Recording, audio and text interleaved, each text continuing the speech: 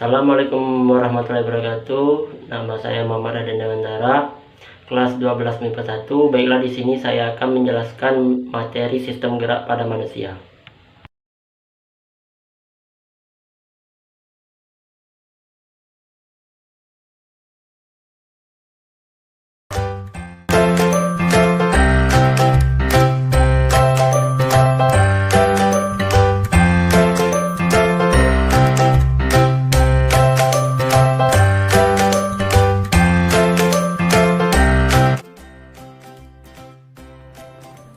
Nah, yang akan kita bahas kali ini adalah sistem gerak pada manusia.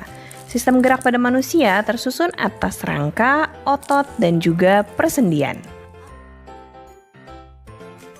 Yang pertama akan kita bahas adalah rangka pada manusia. Rangka pada manusia itu adalah alat gerak pasif. Fungsi rangka antara lain adalah untuk menopang dan membentuk tubuh, tempat melekatnya otot-otot, dan juga sebagai tempat pembentukan sel-sel darah. Berdasarkan bentuknya, tulang terbagi menjadi 3. Yang pertama adalah tulang pipa. Tulang pipa memiliki ciri panjang, memiliki rongga di tengahnya yang disebut dengan sumsum. Contohnya adalah tulang paha dan tulang lengan. Bentuk tulang yang kedua adalah tulang pipih. Cirinya pipih dan seperti lempeng. Contohnya adalah pada tulang-tulang tengkorak yang membentuk kepala. Bentuk yang ketiga adalah tulang pendek. Ciri-ciri tulang pendek adalah bentuknya kubus atau tidak beraturan dan pendek. Contoh adalah pada ruas-ruas penyusun tulang belakang.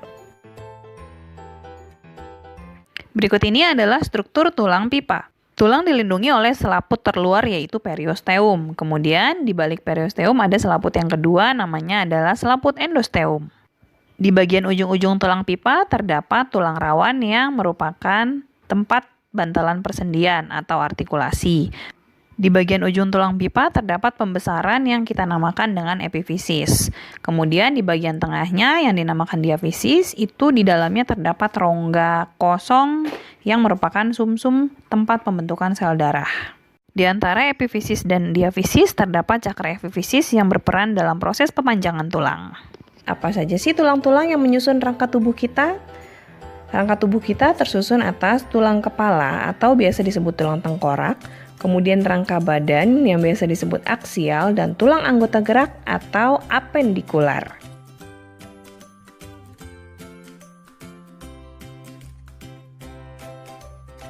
Yang pertama akan kita bahas adalah tulang kepala atau biasa disebut tulang tengkorak atau tulang kranium.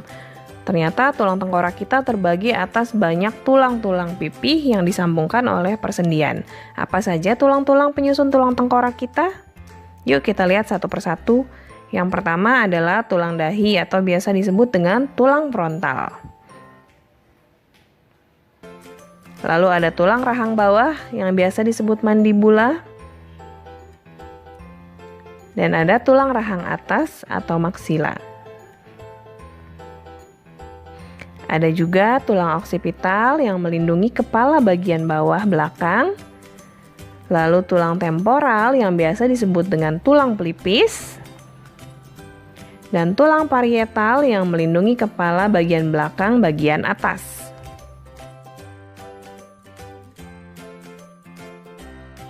Kita lanjut ke tulang rangka badan atau aksial.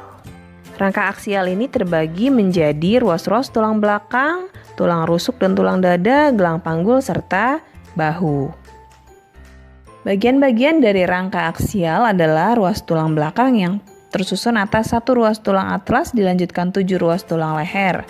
Lalu ada 12 ruas penyusun tulang punggung, dilanjutkan dengan 5 ruas tulang pinggang dan juga tulang ekor. Selanjutnya, ada 7 ruas tulang rusuk sejati yang melekat pada tulang punggung dan tulang dada, 3 ruas tulang rusuk palsu yang melekat pada tulang punggung dan tulang rusuk di atasnya, dan 2 ruas tulang rusuk melayang yang hanya melekat pada tulang punggung saja. Dilanjutkan ada juga tulang dada yang terdiri dari manubrium sterni dan juga corpus sterni. Lalu tulang badan bagian bawah ada tulang panggul yang biasa disebut dengan tulang pelvis dan juga tulang kelangkang yang biasa kita sebut dengan tulang sakrum.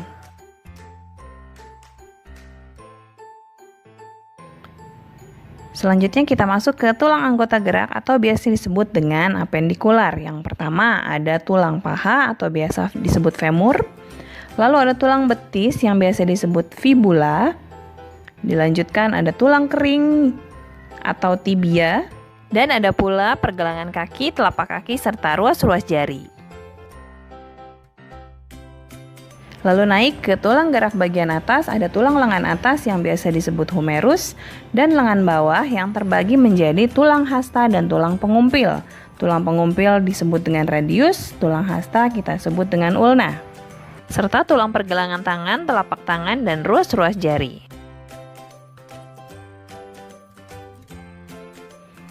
Selanjutnya kita belajar mengenai sendi atau artrosis. Sendi adalah persambungan antar tulang-tulang. Terbagi menjadi 3 macam, yaitu sendi mati, sendi kaku, dan sendi gerak. Sendi mati biasa disebut sinartrosis, sendi kaku adalah amfiartrosis, dan sendi gerak biasa disebut dengan diartrosis. Yang pertama akan kita bahas adalah sendi mati atau sinartrosis. Sendi ini adalah sendi yang tidak bisa digerakkan sama sekali. Terbagi lagi menjadi sinfibrosis dan sinkondrosis. Kemudian ada juga sendi kaku yang biasa kita sebut amfiartrosis. Itu adalah sendi yang bisa digerakkan tetapi gerakannya terbatas. Selanjutnya ada sendi gerak yang biasa disebut diartrosis. Sendi ini bisa bergerak bebas, terdiri dari sendi peluru, sendi engsel, sendi putar, sendi pelana.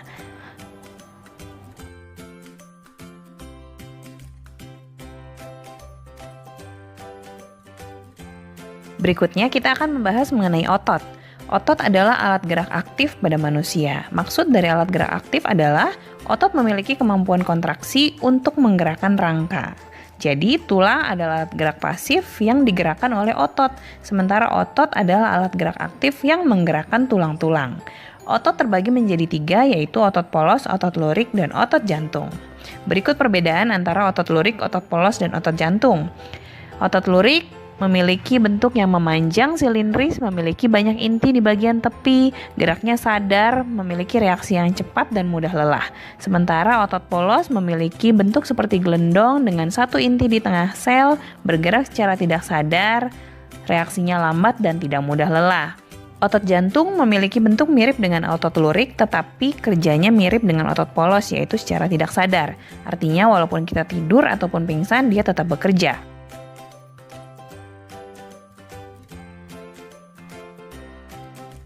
Selanjutnya kita akan membahas mengenai gangguan-gangguan pada sistem gerak.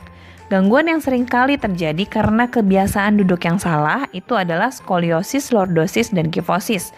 Skoliosis disebabkan oleh kebiasaan duduk yang menyamping, sehingga tulang punggung menjadi bengkok ke arah samping. Kemudian lordosis disebabkan karena duduk di meja yang terlalu tinggi, sehingga tulang punggung membengkok ke depan. Kemudian kifosis disebabkan oleh kebiasaan duduk di meja yang terlalu rendah sehingga tulang punggung membengkok ke belakang. Gangguan sistem gerak yang berikutnya adalah rachitis, yaitu tulang yang rapuh akibat kekurangan vitamin D pada masa pertumbuhan. Kemudian osteoporosis yang disebabkan oleh adanya pengapuran tulang. Gangguan pada sistem gerak juga bisa terjadi pada kelainan sendi.